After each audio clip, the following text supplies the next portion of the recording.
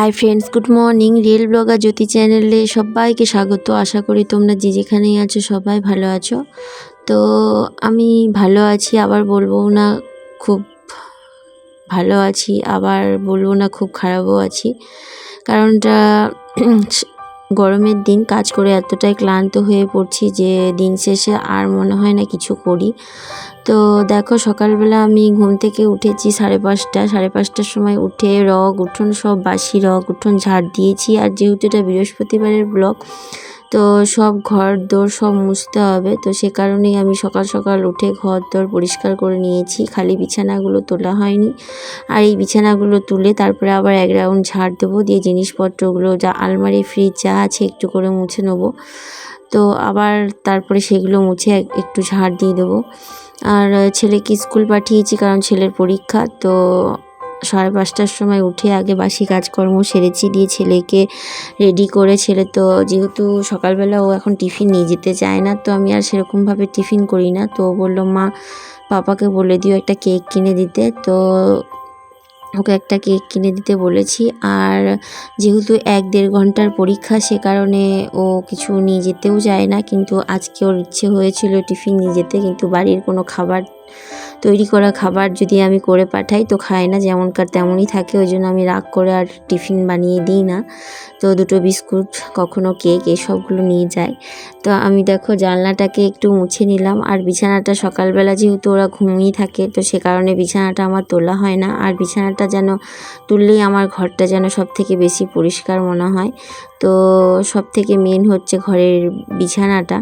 তো জানলাটাতে এত ঝুল হয় না, জানলাটা আবার একটু ঝুলগুলোকে নেতা দিয়ে মুছে নিলাম।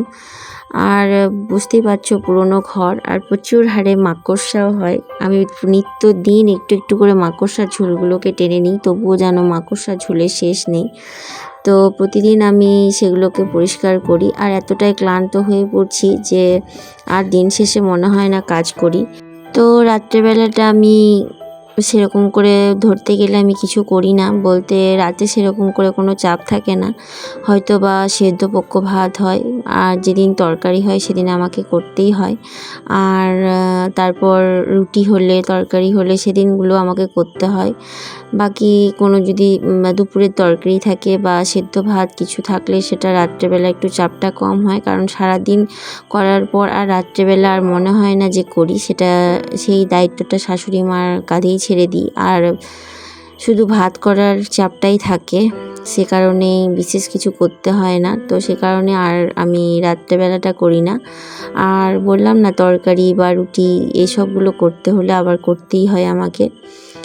তো তোমাদের সাথে কথা বলতে বলতে আমার বিছানাটাও গোছানো কমপ্লিট হয়ে গেল দেখো। দিয়ে এবার ঘরগুলো একটু একটু করে গুছিয়ে নেবো। আর সত্যি কথাই, এত বড় বাড়ি, পুরনো দিনের বাড়ি, আর এত বড় বাড়ি, চারিদিকটা পরিষ্কার করতে করতে নাজেহাল হয়ে যায়।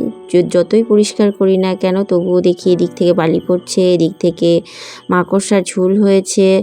তো বিভিন্ন রকমভাবে এইরকম করে বাড়িটাকে পরিষ্কার করতে হয়। যদিও বা কবে বাড়িটাকে সারাবো জানি না, টুকটুক করে সারানোর চেষ্টা করছি। আর আমার এতটাই ক্লান্ত হয়ে পড়ছি, ওপর নিচ করতে করতে পায়ে ভীষণ ব্যথা।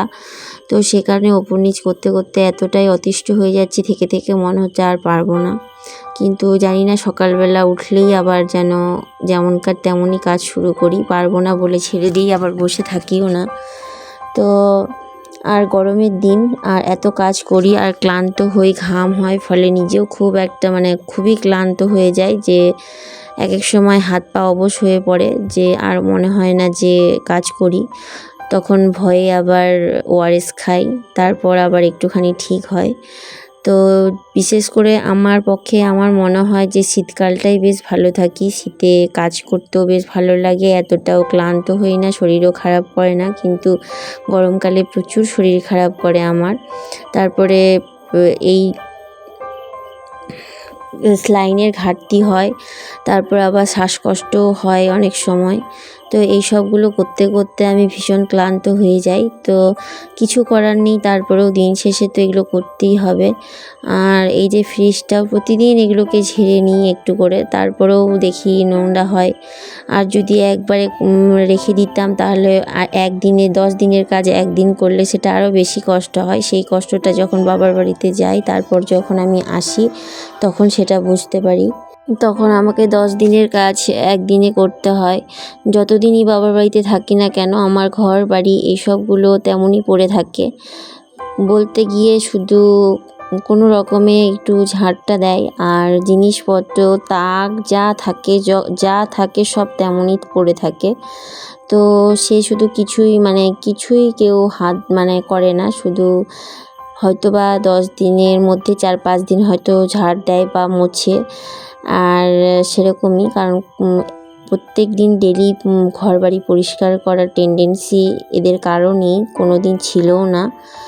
তো সে কারণে আমি যখন থাকি না তখন মনে হয় না কেউ ঘর বাড়ি মোছে, শুধু ঝাড় দিতে হয় বলে ঝাড়টুকুই দেয়। আর যেমনকার তেমনই পড়ে থাকে, ঠাকুর ঘর থেকে শুরু করে আমাকে সবটা এভরিথিং এসে আমাকে পরিষ্কার করতে হয়। তখন বুঝি আমার কতটা কষ্ট হয়। তাই রোজ এই সবগুলো করতেই ভালো লাগে। 10 দিন একবারে করলে আরও বেশি কষ্ট হয়। তো রোজ আমি এইভাবেই কাজগুলো করি, প্রতিদিন ঝাড়া মোছা পরিষ্কার করি। তো নিচটা পরিষ্কার করে নিচের ঘরটা পরিষ্কার করলাম, দিয়ে দেখো ওপরে চলে এলাম। ওপরে এসে এই যে জানলাটা তো খোলা হয়নি, আর এখন ঘড়িতে বাজে 7:45। তো দেখো মনে হচ্ছে যেন কত বেলা হয়ে গেছে, এত গরম যে সকাল সকাল প্রচুর গরম। তো উঠে এসে আবার নিচেরটা পরিষ্কার করে এসে আবার উপরে এসে এগুলো পরিষ্কার করে নিচ্ছি। আর বিছানাটা যেমনকার ওপর থেকে শুধু একটু ছেড়ে নেবো, ভালোই আছে যেহেতু ওপরে কেউ থাকি না। আর এই জিনিসগুলো প্রতিদিন যেমন ওই নিচে যা করি ওপরেও তাই করি, প্রতিদিন একটু একটু করে ছেড়ে নিই। তো তেমনই ঝেড়ে নিচ্ছি, আর তারপর একটু ঝাড় দিয়ে নেবো, দিয়ে মুছে নেবো ঘর বারান্দা দুটোই। আর ঠাকুর ঘর ইদানিং কিছুদিন হলো শাশুড়ি মা শিব মন্দির আর বাড়িতে এই ঘরটা সকালবেলা করে বাসি কাপড় ছেড়ে ঘরটা মুছে দেয়। আর নয়তো প্রতিদিন আমি বাসি কাপড়ে যেন বাসি গায়ে ঠাকুর ঘরে ঢুকতে কেমন কেমন লাগে, তার কারণে আমি প্রতিদিন এই সবগুলো করে আমি আবার স্নান সেরে শিব মন্দিরে গিয়ে পরিষ্কার করতাম, আর ঠাকুর ঘর স্নান সেরে পরিষ্কার করতাম। তো এই কয়েকদিন থেকে হয়েছে শাশুড়ি মা পরিষ্কার করছেন, তো যাই হোক ভালোই হয়েছে। তো আমি এখন এগুলো পরিষ্কার করে নিলাম, দিয়ে বারান্দাটাও ঝাড় দিয়ে নিলাম। আর এই ফুল গাছগুলো আমার এত উপকারী যে আমাকে বাইরে ফুল তুলতে যেতে হয় না। আর আমি আমার শ্বশুর বাড়িতে বলি না, আমি যাই করি না কেন একটুতেই আমাকে সবাই দোষ ধরে। তো হয়তো সব মেয়েদের ক্ষেত্রেই হয়, শুধু আমার ক্ষেত্রে নয়। যেমন আমার কাকা শ্বশুরের বাগান ছিল, সেখানে ফুল তুলতে গিয়ে হাজার কথা শুনেছি। তার ফলে মনে মনে ভেবেছি যে ছাদেই ফুল গাছ লাগাবো। তো এখন আমার ছাদে ফুল গাছ আমি লাগিয়েছি, ফুলের অভাব হয় না। কিন্তু একদিনও শাশুড়ি মা নিজের মন মতো করে কোনো দিনও একটু যত্ন করে না, কারণ তাকে তো সে বাগানে গেলে সে ফুল তুললে তাকে কিছু বলে না কোনো দিন, কিন্তু আমি গেলেই দোষ, আমাকেই যেন দেখতে পায় না। সে কারণে সে বাগান থেকে ফুল নিয়ে আসে, তার কোনো প্রবলেম নেই। তো ছাদের গাছ কেনই বা যত্ন করবে। তো আমি সেরকমই প্রতিদিন যত্ন করি, ছাদটাও প্রতিদিন যত্ন করি, পরিষ্কার করি। আর যে গাছগুলো তেমন করে যত্ন করি যাতে করে অন্যের গাছে গিয়ে হাত না দিতে হয়। তো এইভাবে প্রত্যেকটা দিন পরিষ্কার করি, তারপরে আমি স্নানে যাই। তো তারপর এসে ঘর বারান্দাটা আমি মুছে নেব। তো জানি না ভিডিওটা তোমাদের কেমন লাগবে, যদি ভালো লেগে থাকে প্লিজ লাইক শেয়ার সাবস্ক্রাইব করো, আর ভালোবেসে আমার পাশে থেকো। আর তোমাদের একটা লাইক আমাকে পরবর্তী ভিডিও বানাতে খুব মোটিভেট করে, তো প্লিজ একটা লাইক দিও। তো দেখো আমি ছাদ ফাদ যা আছে সব ঝেঁটিয়ে পরিষ্কার করে এলাম, গাছে জল টল দিয়ে এলাম, দিয়ে আবার এখন ঘরটাকে আর বারান্দাটাকে মুছে নিচ্ছি। আর যেহেতু পাশের ঘরটা বললাম ঠাকুর ঘর, সেটা শাশুড়ি মা মুছে দিয়েছে, কিন্তু আমাকে আবার মুছে নিতে হবে, কারণ আজকে বৃহস্পতিবার, সিংহাসন ঝাড়বো, মুছবো, তারপরে সেগুলো নোংরা হবে, তার কারণে আবার এক রাউন্ড আমাকে মুছতে হবে। এরকমটাই হয়। তো তাদের কাজ আমার কাজ সম্পূর্ণই আলাদা, আর আমার ক্যারেক্টার সম্পূর্ণ আমার শ্বশুরবাড়ির যতগুলো মানে জ্ঞাতি গোষ্ঠী আছে সবার থেকে আলাদা। তার ফলেই হয়তো আমাকে কেউ পছন্দ করে না, জানি না কী জন্য। সে করুক না করুক সেটা তাদের ব্যাপার। কিন্তু যখন ভাবি আমাকে পছন্দ করে না, কিন্তু আমার মতো করে তারাও পরিবর্তন হচ্ছে, আমার মতো করে তারাও আমি যেরকমভাবে কাজ করি তারাও করার চেষ্টা করে, তখন মনে হয় যে পছন্দ করে না ঠিক আছে, কিন্তু আমার কাজগুলো বা আমার ব্যবহারটা বা আমি যেভাবে চলি সেগুলো তাদের খুব পছন্দ। তো তারাও সেভাবে পরিবর্তন হচ্ছে। আর দেখো, ছাদের ব্যালকনি থেকে একটা আমের শাখা তুলে নিলাম, একটা ছোট্ট মতো, আর খুব সুন্দর। তো যেহেতু আজকে বৃহস্পতিবার ঘট পাতবো, তার কারণে তো আমার পুজো করাও কমপ্লিট হয়ে গেছে। তো আজকের জন্য এইটুকুই। সবাই ভালো থেকো, সুস্থ থেকো, টাটা।